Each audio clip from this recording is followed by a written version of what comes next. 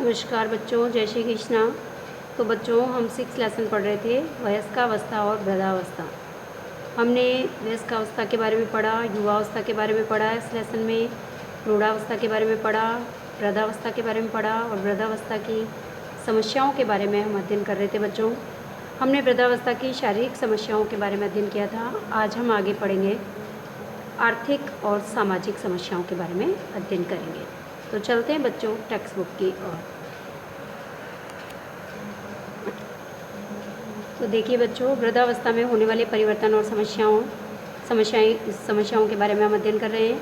तो किस प्रकार से वृद्धावस्था के अंदर शारीरिक परिवर्तन होते हैं, ये हमने कल अध्ययन किया था कि किस प्रकार से वृद्धों के दांत गिर जाते हैं, उनके कंधे झुक जाते हैं, उनकी अस्थियाँ कमज़ोर हो जाती है, उनको चलने में दिक्कत आती है, आँखों की रोशनी उनकी कमज़ोर हो जाती है, उनके बाल झड़ने लग जाते हैं। कई प्रकार की समस्याओं का सामना उनको करना पड़ता है वृद्धावस्था के अंदर। अब हम पढ़ेंगे बच्चों आज वृद्धावस्था में होने वाले सामाजिक परिवर्तन और सामाजिक समस्याएं। अब देखिए बच्चों, सामाजिक परिवर्तन के यदि हम देखें तो वृद्धावस्था के अंदर जैसे जैसे व्यक्ति की आयु में वृद्धि होती है, जैसे जैसे आयु बढ़ती जाती है, उम्र बढ़ती जाती है, वैसे वैसे सामाजिक क्रियाकलापों में उनकी सक्रियता कम होती जाती है। वृद्धों की वो विभिन्न प्रकार के सामाजिक क्रियाकलापों में भाग लेना कम कर देते हैं। इसके साथ साथ वो सेवानिवृत्त भी हो जाते हैं। सेवानिवृत्त होना यानी कि वो रिटायर हो जाते हैं, है ना। उनको अपने कार्यों से जो है वो निवृत्ति मिल जाती है और ऑफिस के साथियों का साथ भी उनका छूट जाता है। और जीवन साथी है, घनिष्ठ मित्रों की मृत्यु हो जाने के कारण या फिर विभिन्न प्रकार की बीमारियों के कारण उनका स्वास्थ्य निरंतर जो है वो गिरता जाता है और वो एकदम सीमित और संकुचित से हो जाते हैं। इसके साथ साथ सामान्यतया जो स्त्रियां होती है ये तो पुरुषों की अपेक्षा अधिक समय तक मित्रता बनाए रखती है, क्योंकि जो महिलाएं होती हैं उनके मित्र जो होते हैं वो आस पड़ोस वाली महिलाएं होती हैं, तो वो तो आसपास ही रहने के कारण उनके मित्र हमेशा मिलते रहते हैं। लेकिन पुरुषों के अधिकतर मित्र जो होते हैं उनके व्यवसाय के साथियों में से ही होते हैं। तो जब उनका व्यवसाय छूट जाता है, वो सेवानिवृत्त हो जाते हैं, तो उनके साथियों का, उनके मित्रों का साथ भी उनसे छूट जाता है। और सभी मित्र जो होते हैं उनके दूर दूर क्षेत्रों के अंदर बिखरे हुए होते हैं और सेवानिवृत्ति के बाद इकट्ठे नहीं हो पाते। अब क्या होता है कि इसके साथ ही यदि हम देखें अविवाहित और जो विधुर लोग हैं, ऐसे वृद्ध जो कि अविवाहित होते हैं या फिर विधुर होते हैं, विधवा होते हैं, तो इनकी अपेक्षा जो विवाहित लोग होते हैं ये वृद्धावस्था में जो है वो अधिक सक्रिय रहते हैं, ऐसा देखने में आया है ना।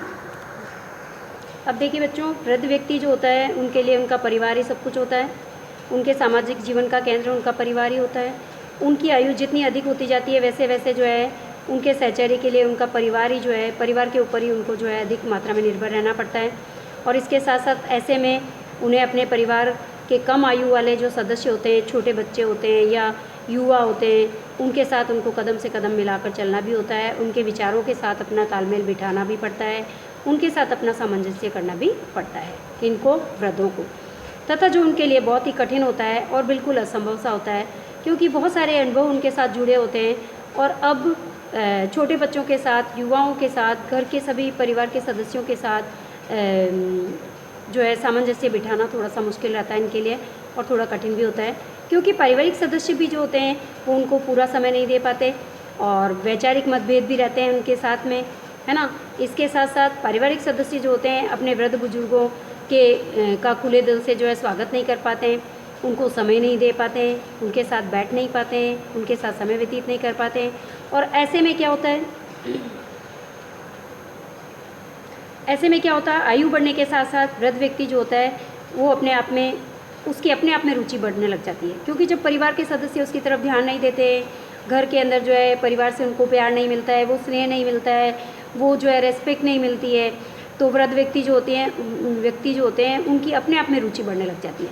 अब दूसरों में उनकी रुचि घटने लगती है, साथ साथ उनकी रुचि अपरिचित जो व्यक्ति होते हैं उनमें भी समाप्त हो जाती है।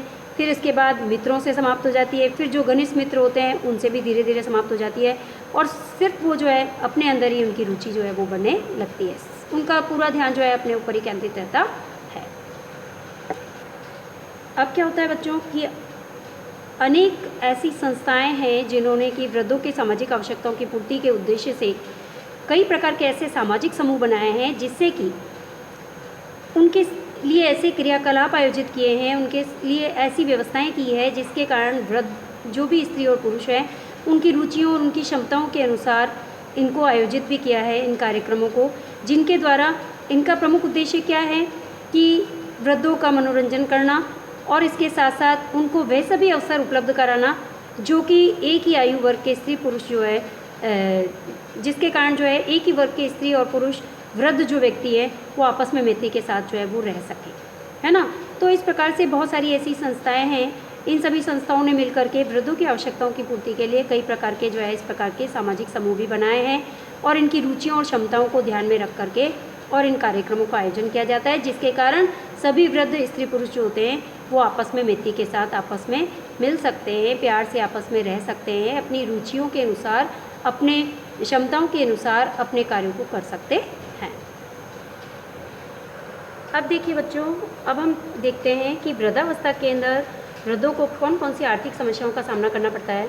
तो देखिए बच्चों, यदि वृद्धों का स्वास्थ्य अच्छा रहेगा और सही स्वास्थ्य रहेगा तब तो अधिकतर वृद्ध जो होते हैं वो अपनी शारीरिक क्षमता के अनुसार जो है कार्य करना पसंद करते हैं और रोज़गार में बने रहना भी चाहते हैं। लेकिन कुछ वृद्धों के लिए तो आत्मसम्मान और उनकी योग्यता की भावना आत्मसम्मान और योग्यता की भावना का आधार है कार्य करना, है ना। और कुछ के लिए जो है प्रतिष्ठा का साधन है कार्य करना, अपनी प्रतिष्ठा को बनाए रखने के लिए करते हैं। और कुछ लोग जो होते हैं वो अपने सहचर्य का आनंद लेने के कारण जो है वो कार्य से जुड़े रहते हैं। तो कुछ न कुछ कारण हैं और कुछ लोग जो होते हैं जीविका उपार्जन के लिए भी जो है वो अपने कार्यों से जुड़े रहना पसंद करते हैं। कुछ वृद्ध ऐसे भी हैं। तो हम कह सकते हैं कि वृद्धावस्था के अंदर भी वृद्धों को कई प्रकार की समस्याओं का सामना करना पड़ता है।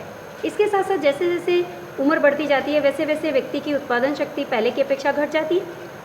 पहले की जितनी उनकी कार्य क्षमता नहीं होती कार्य करने की, है ना, उनकी कार्य क्षमता जब घटती जाती है तो घटती हुई बल और शक्ति के कारण उनमें जो है उनकी अभिप्रेरणा भी क्षीण हो जाती है, यानी कि उनका जो है उनकी आत्मविश्वास जो है वो भी उनका कम हो जाता है।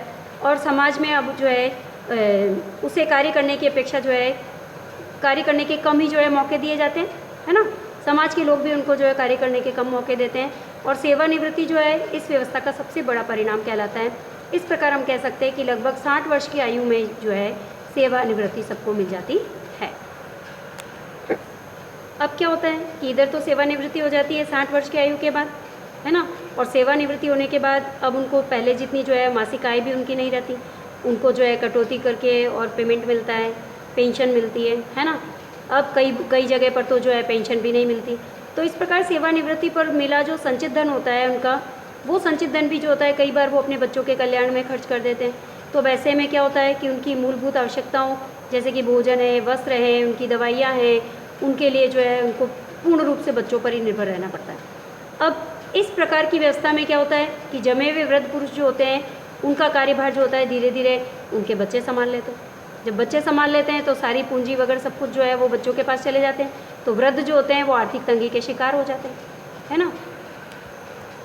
तो इस प्रकार से क्या होता है कि एक तरह से तो वृद्धों के खर्चे इतने बढ़ जाते हैं। दूसरी बात उनकी जो है वो आय कम हो जाती है, आय का साधन कुछ नहीं रहता, बच्चों पर निर्भर हो जाते हैं। तो इस प्रकार से हम कह सकते हैं कि वृद्धावस्था के अंदर आय के साधन कम हो जाने के कारण और खर्चे बढ़ जाने के कारण जो है वृद्धों को कई प्रकार की आर्थिक परेशानियों का जो है वो सामना करना पड़ता है। तो हम कह सकते हैं कि वृद्धावस्था के अंदर बच्चों को जो है वृद्धों को कई प्रकार की आर्थिक समस्याओं का सामना करना पड़ता है, क्योंकि वो सेवानिवृत्त हो जाते हैं, वो बच्चों पर डिपेंड हो जाते हैं और उनके सारे खर्चे जो है वो बच्चे प्रॉपर तरीके से नहीं उठा पाते हैं, उनको समय नहीं दे पाते हैं और उनको हर तरीके से बच्चों पर निर्भर रहना पड़ता है। तो कई प्रकार की आर्थिक समस्याओं का सामना उन्हें करना पड़ता है। तो धन्यवाद बच्चों, जय श्री कृष्णा। आज हमारी क्लास 1 कंप्लीट होगी और नेक्स्ट टॉपिक हम नेक्स्ट क्लास में पढ़ेंगे।